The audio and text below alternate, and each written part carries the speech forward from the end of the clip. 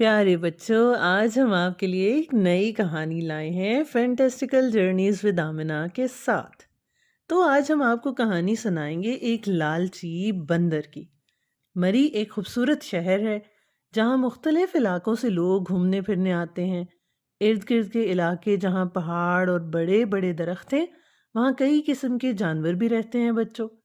تو بندروں کے خاندان بھی وہاں بہت تعداد میں ہیں، اور انہی میں سے ایک بندر بہت لالچی اور شرارتی تھا۔ اس کا ایک پسندیدہ مشغلہ کھانا اور دوسرا چیزوں کو چوری کرنا تھا۔ شروع میں اس بندر نے ایک دن اپنی پڑوسن گلہری کا ذخیرہ کیا ہوا کھانا چرا لیا، پھر آہستہ آہستہ انسانوں سے کھانا چھیننا شروع کر دیا۔ ایک دن تو حد ہی ہو گئی بچوں۔ اس کی نظر سڑک کے دوسری جانب پکی ہوئی خوبانیوں سے لدے درخت پر پڑی تو اس کا منہ پانی سے بھر گیا۔ اس نے بے صبری سے اپنے ہونٹ چاٹے اور سڑک کی دوسری جانب جانے کے لیے ایک چلتی ہوئی گاڑی پر چھلانگ لگا دی اور بہت گرتے گرتے بچا۔ پھر گاڑی سے چھلانگ لگا کر ایک درخت کی ٹہنی سے جھولتا ہوا ایک درخت سے دوسرے درخت پہ چھلانگیں لگائیں اور خوبانی کے درخت پہ جا پہنچا۔ تو بچوں اب کیا تھا، وہ خوبانیاں توڑتا جاتا، کھاتا جاتا۔ بہت ساری خوبانیاں اس نے ہاتھ میں پکڑ رکھی تھیں۔ اچانک سے ٹہنی اس کے ہاتھ سے چھوٹ گئی اور وہ بلند جگہ سے سڑک پر جا کر گر گیا۔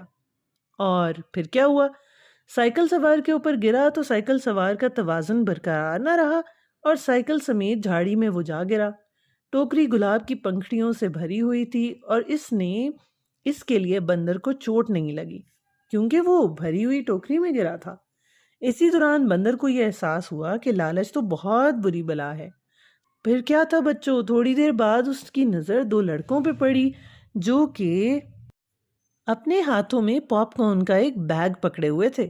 یہ دیکھ کر بندر کے ذہن سے اچھا بننے کا خیال اڑ گیا اور اس نے لڑکوں پر چھلانگ لگا دی، لڑکوں سے پاپ کارن والا بیگ چھینا اور سڑک پر اندھا دھند بھاگنے لگا۔